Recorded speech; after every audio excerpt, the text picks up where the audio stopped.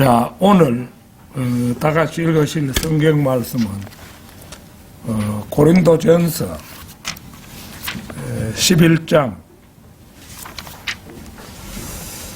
1절에서 3절 말씀입니다.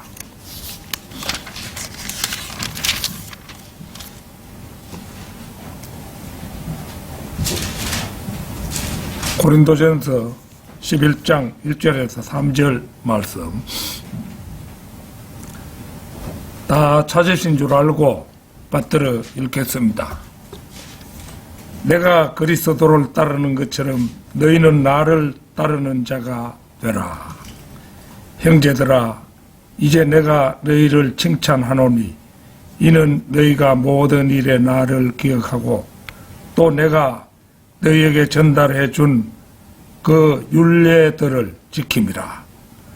그러나 나는 너희가 알기를 원하노니 즉 각 남자의 머리는 그리스도시요 여자의 머리는 남자요 그리스도의 머리는 하나님이시니라.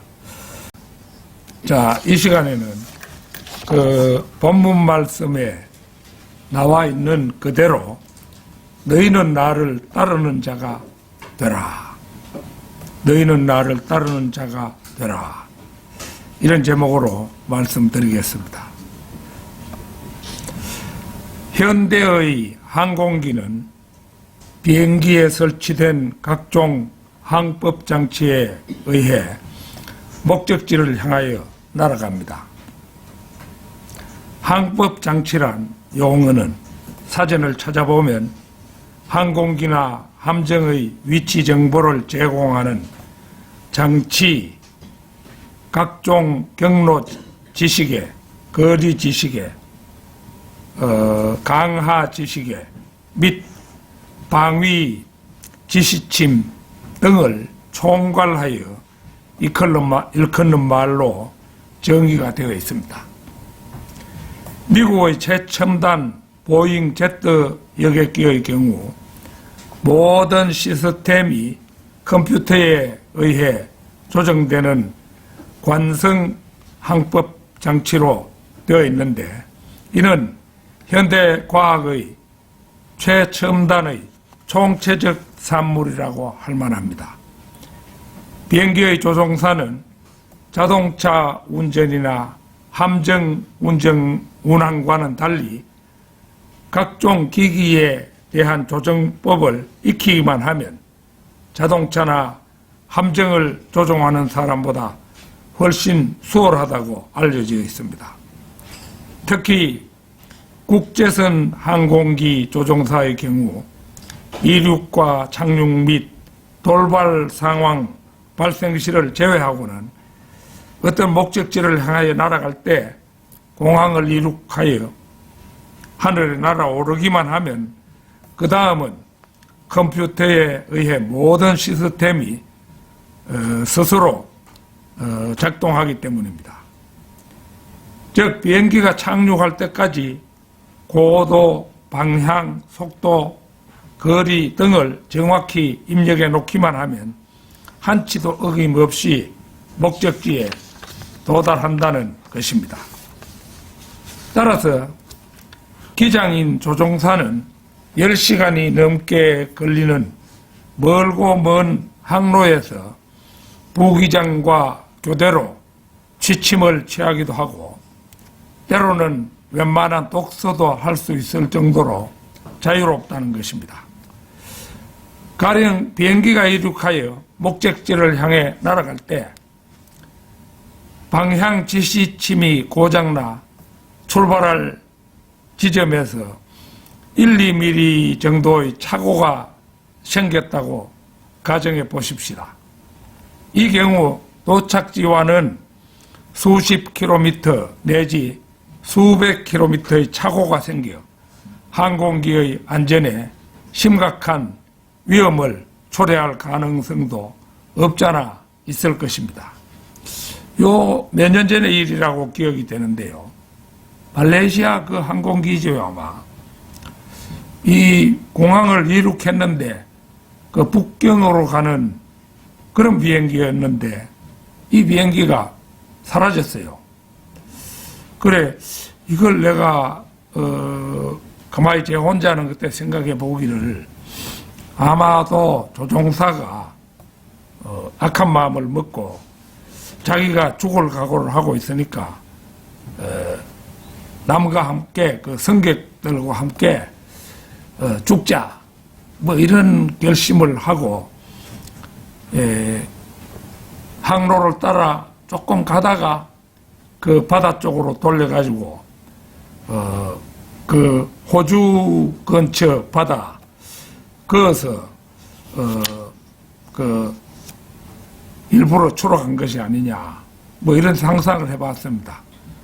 왜 그런고 하니 그 비행기의 그 여러 가지 물건들이 그 호주 근처에서 바다에 그 떠올랐기 때문입니다. 그래서 그런 경우는 아주 특수한 상황이라고 할 수 있지요. 우리네 인생은 목적지가 하늘, 낙원과 지옥 두 곳 중 한 곳으로 연결된 멀고 먼 항해라고 할 수 있습니다. 따라서 이 멀고 먼 길에 누구의 발자취를 따르느냐 하는 문제는 실로 중차대한 문제라 하지 않을 수 없습니다.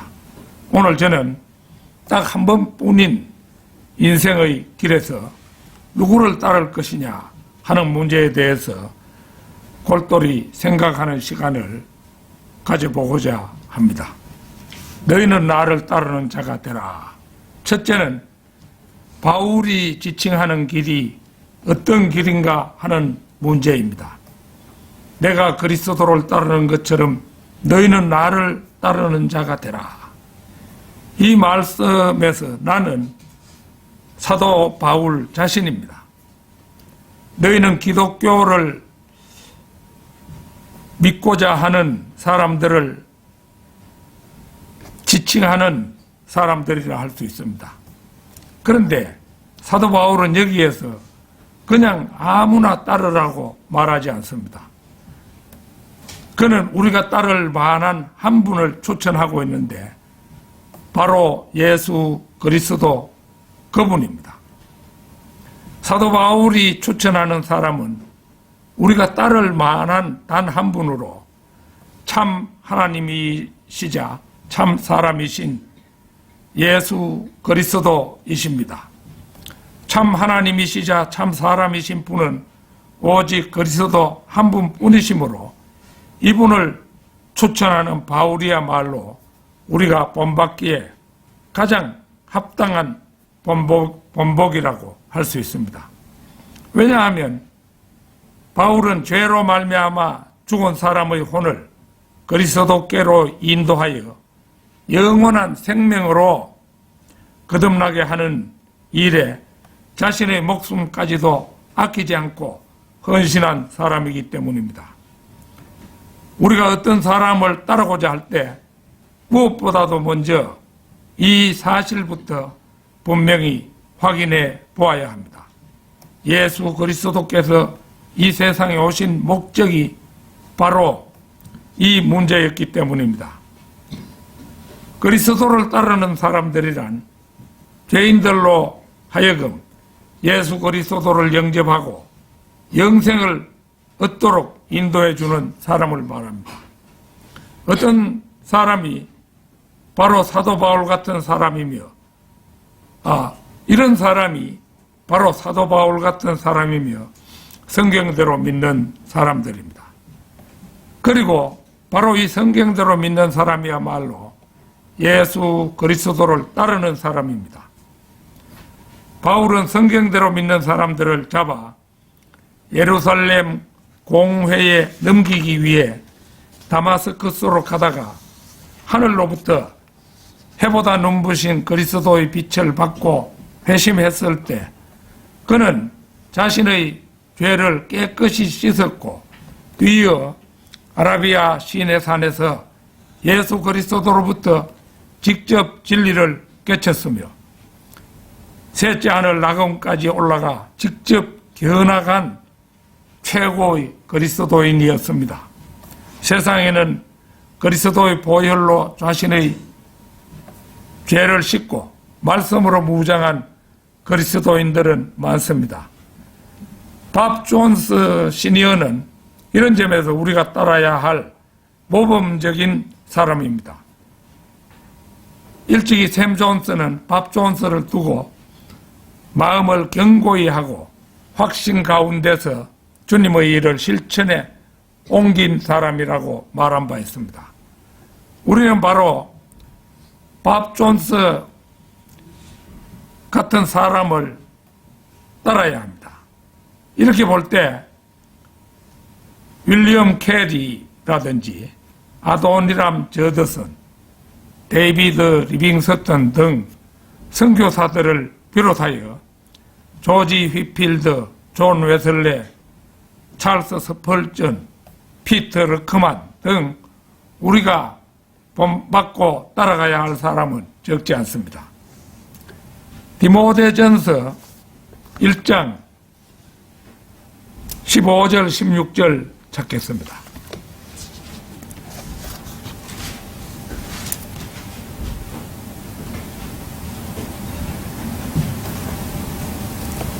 (15절) (16절) 그리스도 예수께서 죄인들을 구하시려고 세상에 오셨다는 이 말씀은 신실하며 온전히 받아들이기에 합당하도다. 죄인들 중에서 내가 우두머리라. 그러나 내가 자비를 입은 것은 이 때문이니 곧 먼저 내 안에서 예수 그리스도께서 온전한 오래 참으심을 보여주셔서 후에 그를 믿고 영생을 얻는 자들에게 본이 되게 하려 하심이니라. 하나님을 따라 내 앞에 서서 나를 이끌고 가는 사람이 어떤 사람이어야 하는가에 대해 바울이 한 말씀입니다. 그는 먼저 자신을 죄인들 중에서 내가 우두머리라고 고백합니다. 그러나 그는 그리스도 예수께서 죄인들을 구원하시려고 세상에 오셨다는 신실한 말씀을 가감없이 받아들였습니다. 그러자 주님께서는 그의 안으로 들어오셔서 허물덩어리인 바울을 오래 참으시면서 그에게 본을 보여주셨습니다. 왜냐하면 주님께서는 바로 이러한 바울을 본으로 삼아 더 많은 사람들이 예수 그리스도를 믿고 영생을 얻도록 하시려는 계획이 있었기 때문입니다. 바울은 이 사실을 내가 자비를 입은 것은 이 때문이라고 겸허하게 수레하고 있음을 봅니다. 주님께서 자신을 본으로 삼은 것이 더도 말고 덜도 말고 자비라고 말한 것입니다. 바울을 두고 다른 분도 아닌 주님께서 믿고 영생을 얻는 자들의 본이 되게 하신 사람이라면 우리는 마음 놓고 그의 뒤를 따를 수 있습니다. 이런 사람을 따르는 것이 곧 그리스도를 따르는 것입니다. 예수 그리스도를 믿고 영생을 얻도록 하는 일에는 관심이 없고 숫자적으로 교회 성장이나 꿈꾸며 돈 많은 사람들이나 사회 명사들을 끌어들여서 대외적인 선전 효과만을 노리며 수천 명의 회원들을 거느린 대형 교회 목사라면 우리는 그를 따라서는 안 됩니다. 어떤 사람은 사람들이 구원받는 데에는 관심이 없고 돈에만 관심이 있는 사람이기 때문입니다. 우리는 말씀으로 무장한 영적인 사람을 찾아내어 그런 사람을 따라가야 합니다. 우리는 여기에 이르러 내가 그리스도를 따르는 것처럼 너희는 나를 따르는 자가 되라는 말씀이 내가 그리스도를 따르는 것처럼 너희도 그리스도를 따르는 나와 같은 사람이 되라는 말씀인 것을 우리는 마침내 확인하게 되는 것입니다. 너희는 나를 따르는 자가 되라. 둘째는 우리가 따라가서는 안 되는 사람들은 어떤 사람들인가 하는 점입니다. 베드로 후서 1장 1절에서 3절을 찾겠습니다. 베드로 후서 2장 1절에서 3절입니다.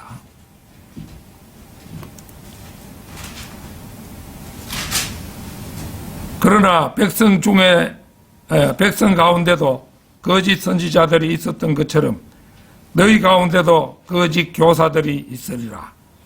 그들은 저주받을 이단들을 비밀리에 불러들여서 자기들을 사신 주를 부인하기까지 하며 급격한 파멸을 스스로 불러들이느니라. 또한 많은 사람들이 그들의 파멸의 길을 따르리니 그들로 인하여 진리의 길이 비방을 받을 것이라. 그들은 탐욕을 품고 지어낸 말로 너희에게서 이득을 취하리니 이제 그들의 심판은 예로부터 지체하지 않으며 그들의 멸망은 졸지 아니하느니라. 주님께서는 거짓 선지자들과 거짓 교사들까지 피로 값주고 사셨지만 그들은 결국은 주님을 부인하는 자들이 되고 말았습니다. 우리 주님께서 그들까지 사셨으므로 이 사실을 믿고 그분을 구주로 믿기만 하면 그들도 구원을 얻습니다.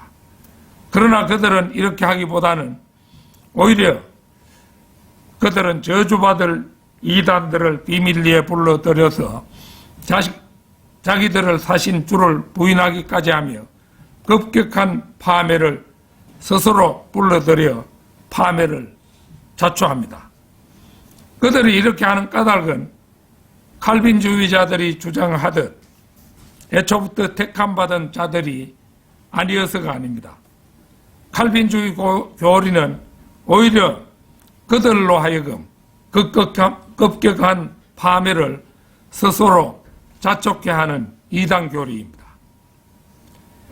세상의 기초가 놓이기 전부터 택함받은 사람만이 구원받을 수 있다고 주장하는 칼빈주의자들이야말로 그들은 저주받을 이단들을 비밀리에 불러들여서 자기들을 사신 주를 부인하기까지 하며 급격한 파멸을 스스로 불러들이는 이단의 전형입니다.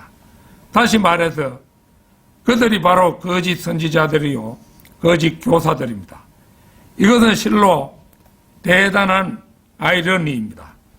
그들은 어리석게도 제 손으로 제 무덤을 파고 있으며 제 발등을 제 도끼로 찍는 자들이 아닐 수 없습니다. 또한 많은 사람들이 그들의 파멸의 길을 따르리니 그들로 인하여 진리의 길이 비방을 받을 것이라. 고 2절이죠.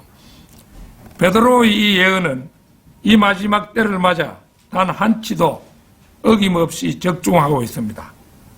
거짓 선지자들과 거짓 교사들이 몰래 불리들인 이단들이 전 세계적으로 맹렬히 준동하고 있으며 이들로 인하여 진리의 길이 오히려 비방을 받고 있습니다. 그리하여 대부분 사람들이 종착점을 향해 치닫고 있는 것이 라오디케아 교회 시대 갈데없는 현실인 것입니다. 진리의 길을 비방하는 것은 본래 거짓 선지자와 거짓 교사들의 전공 과목입니다. 진리는 이런 자들에 의해서 공격당해왔고 지금도 공격당하고 있으며 주님께서 공중에 오시는 그날까지 대환란의 마지막까지도 그럴 것입니다. 진리가 무엇입니까? 나는 길이요 진리요 생명이라고 우리 주님께서 선언하셨듯이 곧 예수 그리스도이시며 하나님의 말씀입니다. 주님께서는 아버지의 말씀은 진리니이다. 요한복음 17장 17절에서 천명하신 바가 있지요. 그분은 또한 진리의 영이신 그분이 오시면 너희를 모든 진리로 인도하시리라고 요한복음 16장 13절에서 말씀하셨습니다. 그러기에 진리의 길을 비방하는 거짓 선지자들과 거짓 교사들, 그리고 그들을 따르는 자들은 아들인 주 예수 그리스도와 아버지이신 하나님의 말씀과 진리의 영이신 성령을 비방하는 자들입니다. 예수 그리스도와 하나님의 말씀과 성령을 비방하는 자들이 진리의 길을 걸어가는 신실한 그리스도인들을 비방한다는 것은 오히려 자연스러운 처사입니다. 디모데 후서 3장 12절, 우리 잘 아는 말씀인데 한번 찾아보겠습니다. 디모데 후서 3장 12절.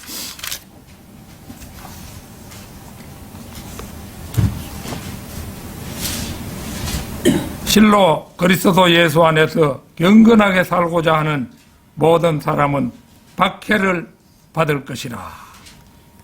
세상에서 박해를 받는다는 것은 그가 그리스도인이라는 가장 확실한 증거이며, 교회사 가운데 어떤 경우에도 성경대로 믿는 사람들이 다수의 종교인들로부터 멸시, 조롱, 업신여김, 그리고 정오와 공격을 피한 적이 없다는 사실입니다.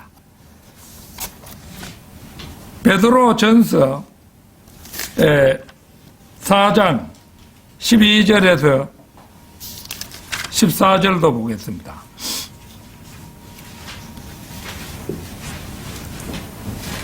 베드로전서 14장 12절에서 14절. 사랑하는 자들아, 너희를 연단시키려는 불같은 시련에 관하여 너희에게 어떤 이상한 일이 일어나는 것처럼 이상하게 여기지 말고, 도리어 너희가 그리스도의 고난에 참여하는 자들이 되는 것이니 즐거워하라. 이는 그 영광이 나타날 때에 너희도 큰 기쁨으로 즐거워하게 하려 함이니라. 너희가 그리스도의 이름을 위하여 욕을 당하면 복이 있느니라. 이는 영광의 영 곧 하나님의 영께서 너희 위에서 안식하고 계시기 때문이니라. 그들의 편에서는 그분께서 비방을 당하시나 너희의 편에서는 영광을 받으시느니라.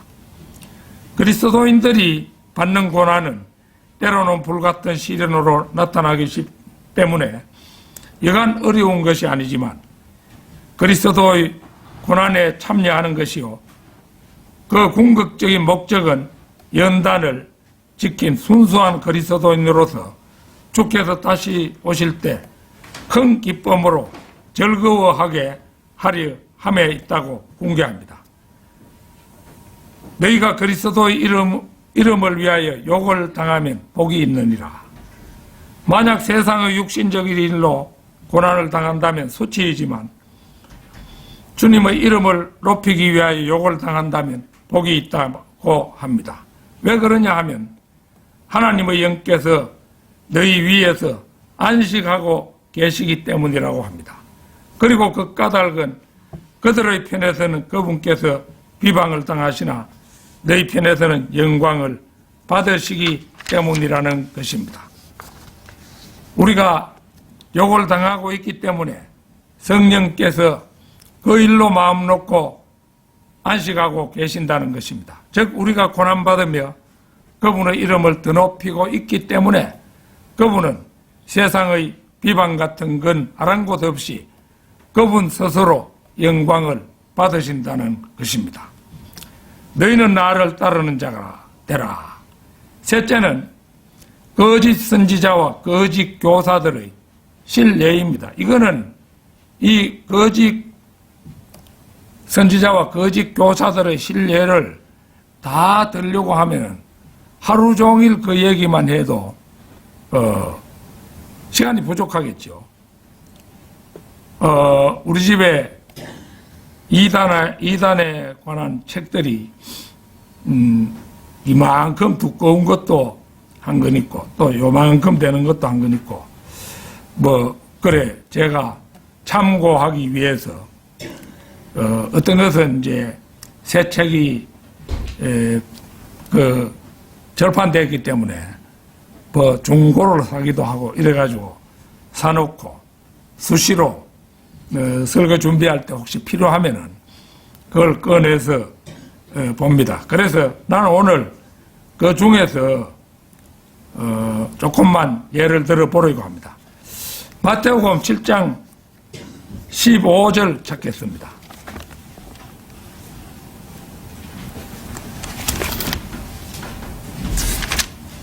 (7장 15절)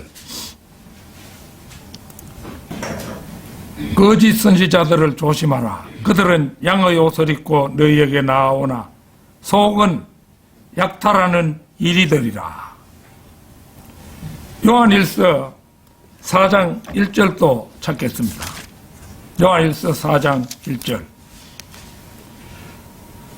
사랑하는 자들아, 모든 영을 다 믿지 말고 그 영들이 하나님께 속하였는지 시험하라.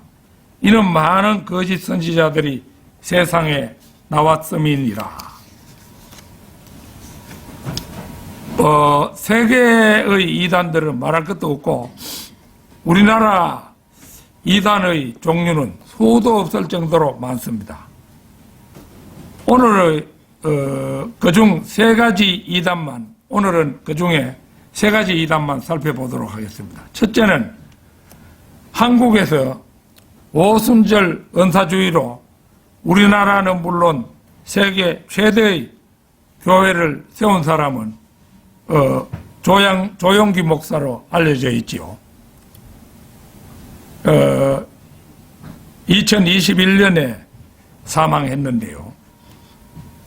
그는 교인수 78만 명이라는 사람들을 신자로 모아 여의도에 순복음교회를 세운 전대미문의 인물입니다.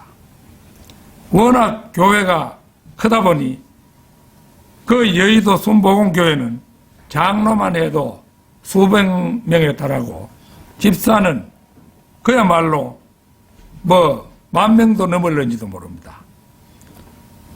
그는 오순절 은사주의 운동을 받아들여 방언과 치유라는 미명하에 수십만의 세계 최대의 교회라고 생전에 자랑이 늘어졌습니다.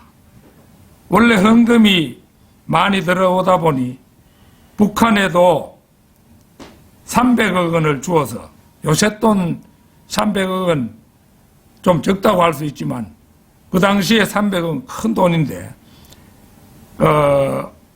평양에 병원을 설립하게 해서 뭐 심장병 어린이 이런 걸 돕도록 했는데 그 병원은 현재는 북한 그 공산당 간부들이 뭐 치료를 받는 병원으로 쓰이고 있다.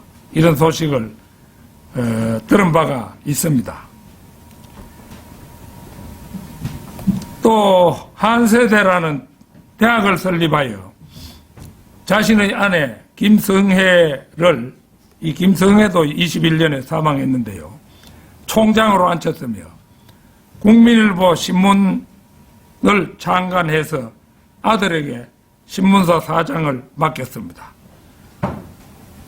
그러고도 오히려 수백억의 교회 돈이 남아돌아 그것들 중 수백억을 횡령했다가 세상 법정으로부터 실형을 선고받기도 했습니다. 그는 우리나라 최고의 방언 역사의 대가로 소문이 났습니다. 그러나 요즘 방언은 마귀의 역사로 판명되어 그가 이단으로 취급받는 가장 큰 원인이 방언에 있으면 알만한 사람은 다 알고 있습니다. 그러나 알만한 사람이 알고 있는 그것보다가 그 방언이 성령의 역사라고 유혹된 사람이 그 몇십 배는 더 많겠지요. 오늘날도 수많은 사람들이 방언에 얽매여서 방언하기 위해서 애를 쓰고 있죠.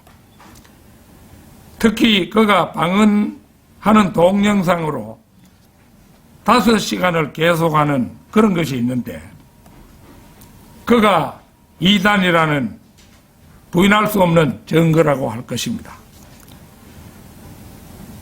그러니까 이 여의도 순복음교회, 와, 교회 크다, 교회 잘 지었다, 이런 교회 나가면 하늘나라는 저절로 가겠구나 싶어가지고 수많은 사람들이 거리로 몰려들고 또 병을 치유하고자 하는 그런 사람들도 모여들어서 그런 교회가 된 거 아닙니까? 요즘 이제 조영기가 죽고 나서 이영훈이라는 사람이 그 목사직을 이어받았는데, 이제 교회가 워낙 크다 보니 웬만한 사람이 그 사람을 포대접할 수 없는 거예요. 그래서 일반 교회들에서도 순복음교회를 이단으로 말하는 사람이 요즘은 없어졌어요. 뭐 그런 것이 현실입니다. 둘째는 신길동의 베레아 귀신론으로 유명한 그 김기동 목사입니다. 그는 1938년 서산에서 출생하여 1969년 신길동에 성락교회를 설립했습니다.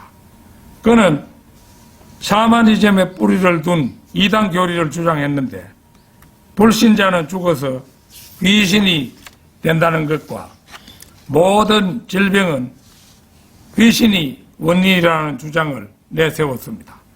이러한 귀신론으로 그는 여러 교단으로부터 이단으로 정죄되었습니다.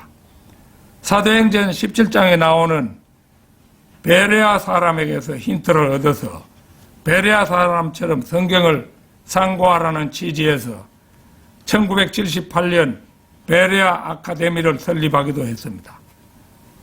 성락교회도 한때는 신자 수가 5만 명을 헤아릴 정도로 흥왕했습니다.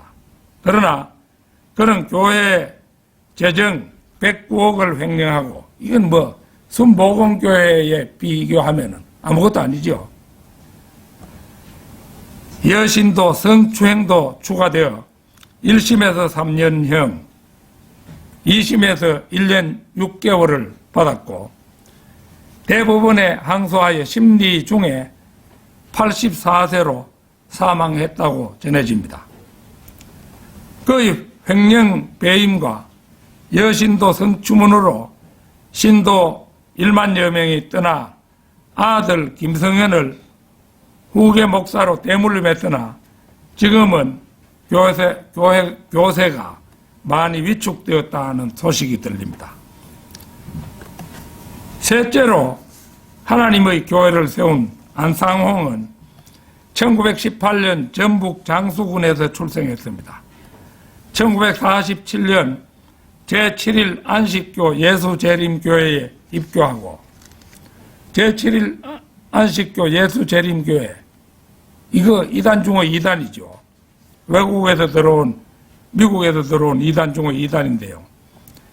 1948년 세례를 받았다고 하며 1953년부터 계시를 받기 시작했다고 합니다. 계시를 받는다. 계시 중에 최고 계시는 뭐겠습니까? 하나님의 말씀이죠. 이 성경책이 최고 계시잖아요. 이거 외에 다른 것을 원해가지고 기도하고 이러면 그 전부 이단인 겁니다. 그러니까 이거 계시를 받기 시작했다, 이 말은 이제 마귀에 집중적으로 점유됐다, 이 말이죠. 1956년 10년 안에 예수 재림이 있을 것이라는 안식교 목사의 설교에 반박하고 초대교회의 진리가 자신을 통해서 회복될 것임을 지시받았다고 주장했습니다. 아주 교만한 마귀가 그 사람 안에 들어갔어요. 그게 자신이 하나님이라고 하는 거죠. 1981년 안상홍은 장길자라는 여자를 하나님의 신부로 택하고 신도들에게 어머니 하나님으로 칭송하게 하였습니다. 안상홍은 37년간 사역 후에 1985년 67세의 나이로 죽었는데 교회 연역에는 하늘로 성천했다고 명시하여 전해집니다. 실제 안상홍의 무덤이 있는데 성천했다 이렇게 기록해 놓은 거예요. 안상홍 사후에 1985년 본부를 부산에서 서울로 옮기고 교회 명칭을 안상홍 정인회 하나님의 교회 이렇게 개칭했으며 안상홍에게 기도하도록 하는 한편, 그러니까 안상홍이가 하나님이니까 안소항홍이에게 기도하라는 거예요. 장길자를 하나님의 어머니로 공표했습니다. 안상홍 사후에는 장길자가 교주로 활동하고 세계보금 선교협회를 이끌고 있습니다. 약관 20대로 총회장을 맡은 김주철 목사가 공격적인 선교에 나서면서 비약적인 성장을 거듭했다고 합니다. 교회 정관에는 성령시대 하나님의 새 이름 안상홍이 하나님의 교회를 설립한 후 성천한 자로 규정하고 있습니다. 정관에 기록된 문구에는 안상홍은 성령시대 인류를 구원하기 위해 오신 성령 하나님이시다. 안상홍은 다윗의 예언으로 이 땅에 오신 재림 하나님이다. 안상홍은 멜키세덱의 반차를 따라 이 땅에 오신 재림 그리스도다 등등의 항목이 기록되어 있다고 합니다. 교회시대 하나님의 이름은 여호와, 신약시대 하나님의 이름은 예수, 성령시대 하나님의 새 이름이 바로 안상홍이라고 하나님의 교회 사람들은 주장합니다. 전에 한번 소개한 바 있지만 주 하나님 지으신 모든 세계 그 찬송 있잖아요. 주 하나님 지으신 모든 세계라는 찬송을 이 사람들은 안상홍님 지으신 모든 세계로 고쳐서 부르고 있습니다. 이들은 아버지 하나님을 안상홍, 어머니 하나님을 장길자로 숭배하는 부부 신관을 가지고 있습니다. 애초에 안상홍이 안식교에서 세례를 받았으므로 안식교와 마찬가지로 시한부 종말론을 가지고 있습니다. 2003년 대구 유니버시아드 대회에 연인은 8만 7천 명이 보조요원으로 활동해서 대통령 표창을 받기도 했다고 합니다. 한눈에 봐도 이단인데 교세는 상상 이상으로 큰 것을 알 수 있습니다. 말도 안 되는 교리, 말도 안 되는 주장들인데 우리가 뭐 딱 한 번 들으면 안상홍이 하나님이다 이렇게 하면은 누가 고지 듣겠습니까? 그런데 사실은 그 말에 미혹을 당해서 그걸 믿는 사람이 뭐 8만 7천 명이니 요즘은 더 많아졌겠죠. 신천지 이만희에 대해서는 이번 시간에 하지 않습니다만은 신천지 이만희는 20만 명이 넘습니다. 20만 명이 넘는다고 우리가 그들의 집단에 합류하겠습니까? 턱도 없는 일이죠. 우리는 교세가 큰 그런 것을 믿는 것이 아니고 하늘나라에 갈 것을 믿는 사람들이잖아요. 하늘나라에 가기 위해서 그런 거 따라가면 안 되겠죠. 그런 걸 따라가면은 그거는 뭐 이 달 것도 없이 지옥입니다. 결론적으로 이단들의 준동은 말세의 필연적 현상입니다. 고린도전서 11장 19절 한번 찾겠습니다.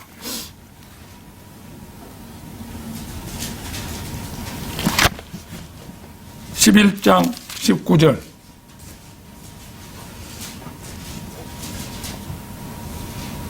너희 가운데는 이단들도 있어야만 하리니 그래야만이 너희 가운데 인정받는 사람들이 나타나게 되리라.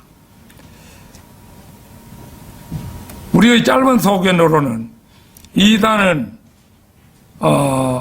흔적도 없이 없어져야 할 것 같은데 하나님의 말씀은 이단들도 있어야만 한다고 말씀합니다. 왜 그렇게 말씀하실까요? 세상에 이단들이 나타나면 반대로 진리를 믿고 지키는 사람들은 누가 진리를 믿는 사람이고 누가 이단인가를 판별할 수 있기 때문입니다. 저는 여기에 하나님의 한 가지 목적이 더 있다, 그렇게 생각합니다. 그거는 조금 이따가 다시 말씀드리도록 하겠습니다. 따라서 우리가 이단들을 만나면 기회가 주어지는 대로 진리 수호자로서의 존재를 가능하면 드러내야 합니다. 하나님께서는 진리를 수호하기 위하여 때때로 요소요소에 독보리들도 필요에 따라 생기게 하심을 알 수 있습니다. 저는 한두 주 전에 인류 가운데 지금까지 총 9천억 명이 살고 있다고, 살다 간 사람과 현재 살고 있는 사람을 다 합해서 9천억 명 정도 된다 이겁니다. 그 가운데서 선악간에 분별력이 없는 아기 때 죽은 자들 약 20억 명. 아기 때 죽은 그 아이들은 이게 뭐 종교의 구분 없이 하늘나라 가는 거죠. 이슬람교를 믿는 사람이든 불교를 믿는 사람이든 어린 아기 때 죽은 사람이 다 합산하면 한 20억 명 된다 이겁니다. 그 다음에 교회 시대 총 역사상 약 20억 명이 구원받아서 그러니까 어린아이들, 선악간에 분별력이 없는 어린아이들 20억 명, 그 다음에 구원받은 사람 20억 명, 도합 40억 명이 새 예루살렘 성에 들어갈 것이라는 르크만 목사님의 예측을 들려드린 바 있습니다. 9천억 명 가운데 8천억 명이 구원받았다 이라면은 새 예루살렘 성을 확장 공사를 해야 되겠죠. 그런데 새 예루살렘 성은 40억 명이 들어간다고 르크만 목사님의 그 계산으로는 그렇게 나와 있어요. 그래서 그렇기 때문에 이걸 그 알맹이와 쭉정이를 구분하기 위해서는 이단이 절대적으로 필요하다는 걸 알 수 있죠. 9천억 명 가운데 40억 명, 그것도 40억 명은 선악간에 분별이 없는 아이들이 절반을 차지하지만은 9천억 명 가운데 40억 명은 약 225명당 1명꼴로 새 예루살렘의 멤버가 된다는 사실을 추정해 볼 수 있습니다. 225명이 지옥 갈 때 겨우 한 명씩 이제 결국 새 예루살렘의 멤버가 된다는 사실이죠.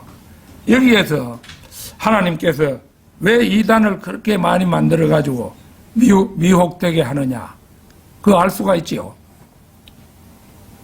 그러므로 영원의 멤버는 다수가 아니라 극소수에 불과합니다. 기왕 세상에 태어난 이상